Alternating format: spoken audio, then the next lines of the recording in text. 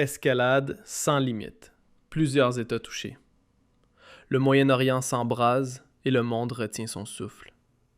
Un plan perfide, élaboré dans les plus hautes sphères du pouvoir, se déploie désormais sous nos yeux. Les frappes contre l'Iran, la destruction du palais des Mollahs, l'éventuelle élimination de Khamenei, rien de tout cela ne relève du hasard, mais bien de manœuvres calculées. Escalade sans limite. Plusieurs États touchés. Le Moyen-Orient s'embrase et le monde retient son souffle. Un plan perfide, élaboré dans les plus hautes sphères du pouvoir, se déploie désormais sous nos yeux. Les frappes contre l'Iran, la destruction du palais des Mollahs, l'éventuelle élimination de Khamenei, rien de tout cela ne relève du hasard, mais bien de manœuvres calculées sur l'échiquier géopolitique. Pourtant, tandis que les bombes pleuvent et que les missiles sillonnent le ciel, une question demeure. Qui tire réellement les ficelles ? Qui profite de ce chaos qui s'abat sur l'ensemble du Golfe ? La réponse ne pourrait être plus troublante. Les États-Unis, sous la direction de Donald Trump, semblent déterminés à afficher leur puissance, quel qu'en soit le prix. L'Iran riposte, non seulement contre Israël, mais contre toute une coalition de nations. Des explosions secouent le Qatar, Bahreïn, l'Arabie saoudite. La liste des victimes s'allonge, et le monde observe, paralysé par la peur d'une escalade incontrôlable.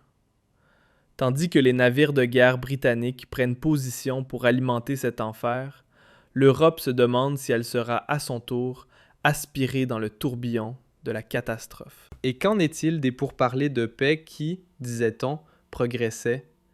Qu'en est-il de la promesse iranienne de renoncer à son uranium ? Mensonges, illusions, stratagèmes destinés à rassurer l'opinion pendant que, dans l'ombre, résonnent les tambours de la guerre. Trump, le grand négociateur autoproclamé, démontre une fois de plus que ses paroles ne sont que vent et fumée. L'Iran avait pourtant accepté d'abandonner son programme nucléaire et malgré cela, les bombes s'abattent sur Téhéran. Preuve éclatante qu'il n'a jamais été question d'armes atomiques, mais bien de puissance et de domination. La tragédie qui se joue dépasse le cadre militaire. Elle est aussi morale. Le monde vacille au bord du gouffre, tandis que les dirigeants du monde libre jouent avec le feu. Un jeu dont personne ne peut sortir vainqueur et qu'ils poursuivent pourtant avec une détermination implacable. Les populations assistent, impuissantes, à un cauchemar qui semble sans fin. Et à mesure que les frappes se multiplient, la colère grandit. L'indignation face à l'incapacité des élites politiques à préserver la paix. Mais que nous réservent les jours à venir? L'Iran, affaibli et humilié, finira-t-il par capituler ou portera-t-il un dernier coup désespéré? Israël, désormais en état d'urgence, fermera-t-il ses frontières pour se préparer à une guerre longue et éprouvante? Les réponses demeurent incertaines, mais une chose est sûre. Le monde tel que nous le connaissions est en train de basculer, et les répercussions de ce conflit se feront sentir bien au-delà de la région. L'escalade au Moyen-Orient pourrait marquer l'aube d'une nouvelle ère de chaos mondial. Les détroits d'Ormuz et de Bab el-Mandeb, artère vitale du commerce pétrolier international, se trouvent au cœur de cette tempête. Si l'Iran venait à bloquer ces passages stratégiques, l'économie mondiale en subirait un choc brutal. Les prix s'envoleraient, les marchés vacilleraient et les chaînes d'approvisionnement dont dépend la planète se briseraient. Un scénario que même les esprits les plus alarmistes n'osaient envisager. Mais le monde ne peut rester spectateur. Il est temps que la communauté internationale se lève et envoie un signal clair, un signal en faveur de la paix et de l'humanité. Car tandis que les puissants déplacent leurs pions, ce sont les innocents qui paient le prix fort. Il est temps de dire « trop, c'est trop ». Plus de guerre au nom de la puissance, plus de destruction au nom de l'avidité. Le monde a besoin de paix, et il en a besoin maintenant. Parenthèse nécessaire, notre voix est de plus en plus restreinte. Si ce sujet vous paraît essentiel, soutenez-le, faites-le circuler, ne laissez pas le silence l'emporter.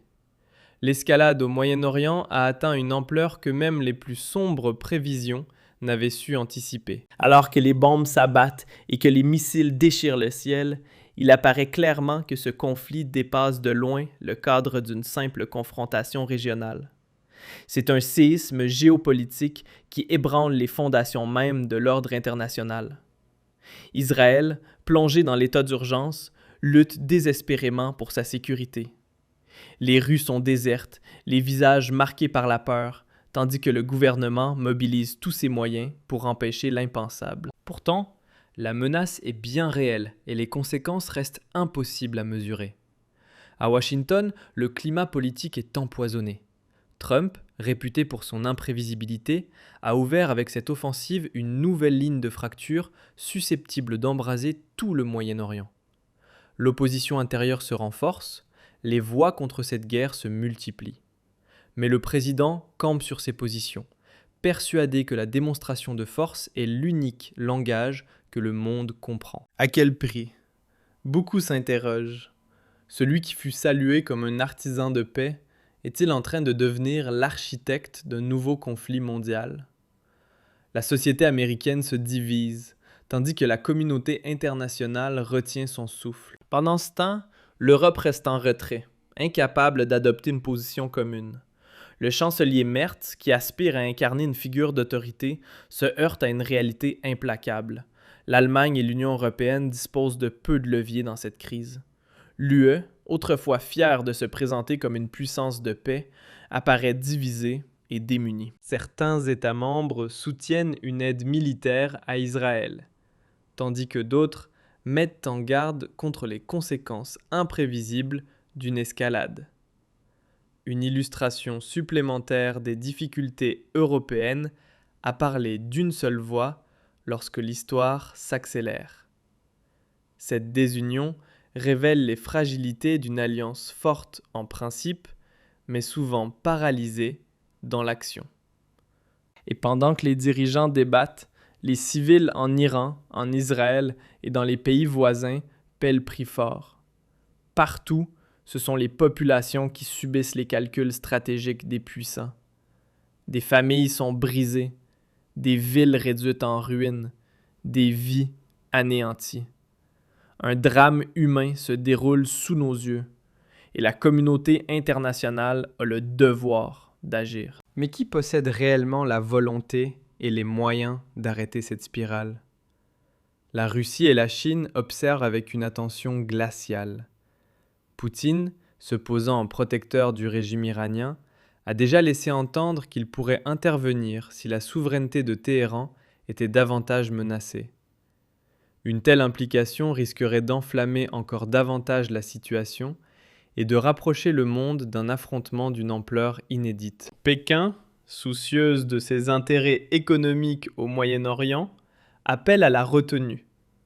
Mais combien de temps les grandes puissances resteront-elles en marge avant de s'engager plus directement? Le spectre d'une confrontation entre superpuissances n'a rien d'irréel. Les jours à venir pourraient être déterminants. Les acteurs internationaux parviendront-ils à contenir l'incendie? Ou assisterons-nous à une escalade capable de précipiter le monde dans une ère nouvelle d'instabilité et de tensions permanentes? La communauté internationale se trouve à l'épreuve, et l'histoire jugera si elle a su se montrer à la hauteur.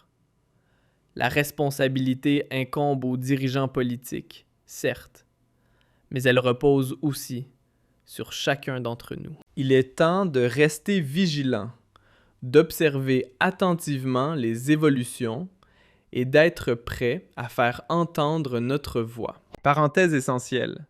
Si vous pensez que l'État vous protégera automatiquement lors de la prochaine crise, regardez autour de vous. La réalité est plus rude. Sans préparation, on est vite dépassé. C'est précisément pour cette raison qu'un système de préparation aux crises a été mis en place.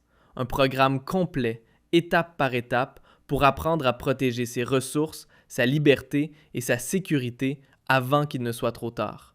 Toutes les informations sont disponibles dans la description. Car une chose est certaine, l'issue de ce conflit ne se décidera pas uniquement dans les cercles du pouvoir, mais aussi sous la pression et l'engagement des citoyens du monde entier.